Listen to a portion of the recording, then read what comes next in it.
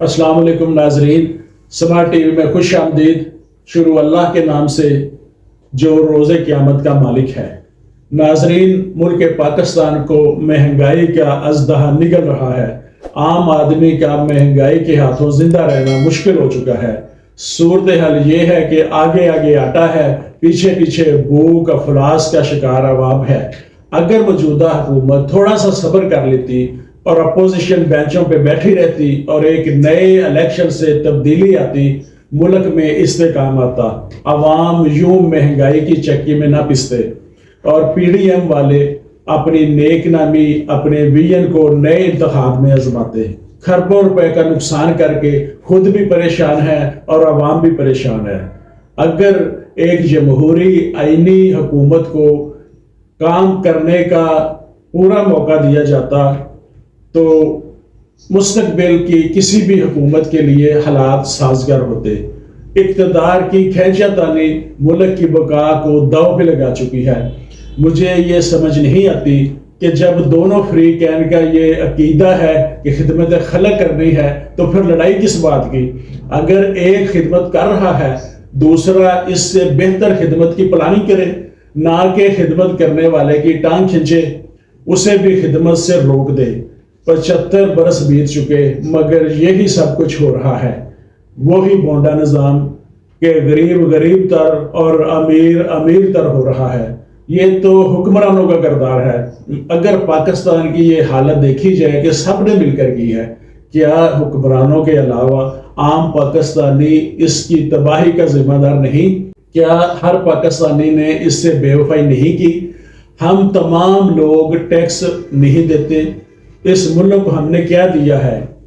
کیا یہاں عام پاکستانی بجلی چوری نہیں کرتے، گیس چوری نہیں کرتے، تمام محکمانہ فیسیں اور ٹیکس چوری نہیں کرتے؟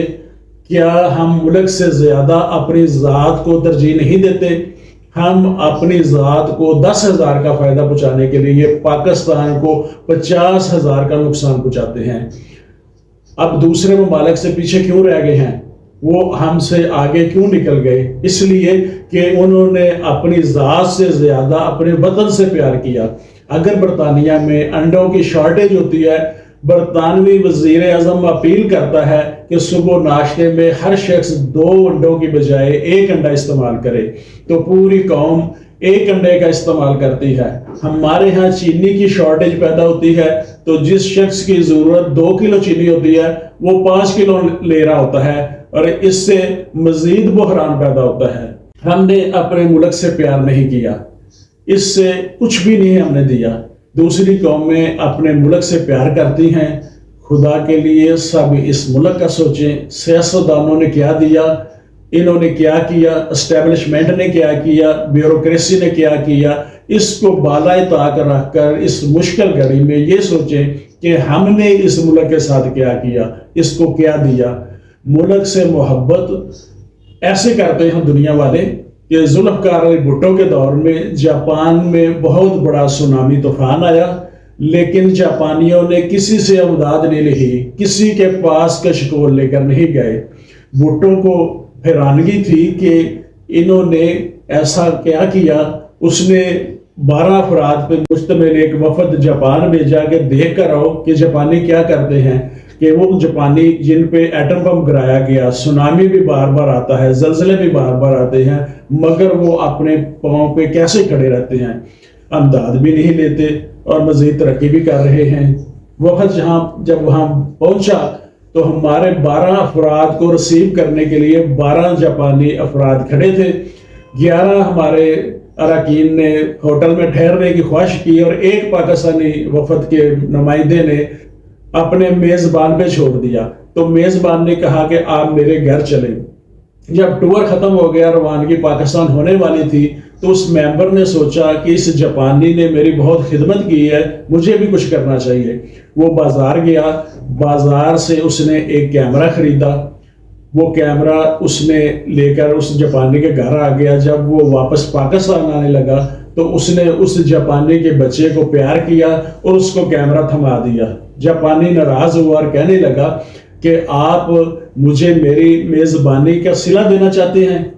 تو پاکستانی نے کہا کہ نہیں، ایسا نہیں ہے، اس کا صلہ تو میں دے ہی نہیں سکتا، لیکن میرے نبی پاک صلی اللہ علیہ وسلم کی حدیث مبارکہ ہے کہ تحفہ دو، اس سے محبت بڑھے گی۔ میں پاکستان واپس جا رہا ہوں، پتہ نہیں پھر زندگی میں کبھی ملاقات ہو سکے یا نہ ہو، جب بھی تو کیمرہ یوز کرے گا تجھے میری یاد آئے گی۔ جاپانی نے وہ کیمرہ رکھ تو لیا، تھوڑا سا آگے چل کر کہنے لگا کہ اگر آپ مناسب سمجھے تو اس کیمرے کی رسید مجھے دے دیں۔ پاکستانی نے رسید تو دے دی، لیکن اسے حیرانگی تھی کہ یہ کیا کرے گا۔ اس نے مزید جاننے کے لیے پوچھ لیا کہ آپ اس رسید کا کیا کریں گے؟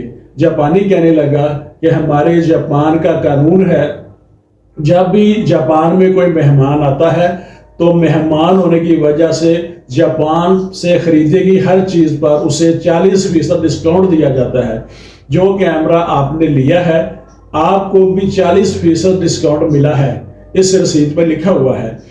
پاکستانی مہمان نے پوچھا کہ تم کرو گے کیا؟ جاپانی کہنے لگا کہ اگر تو کیمرہ پاکستان جاتا پھر تو ڈسکاؤنٹ بنتا تھا، اب اگر کیمرہ پاکستان نہیں جاتا، کیمرہ جاپان میں میرے پاس رہتا ہے، میں دکان پہ جاؤں گا، رسید دکھاؤں گا، ڈسکاؤنٹ ختم کراؤں گا اور 40% ڈسکاؤنٹ اپنی جیب سے ادا کروں گا۔ ناظرین، جب ایک عام جاپانی اپنے جاپان سے اتنا پیار کرتا ہے، اتنا وفادار ہے، تو جاپان ترقی کیوں نہیں کرے گا؟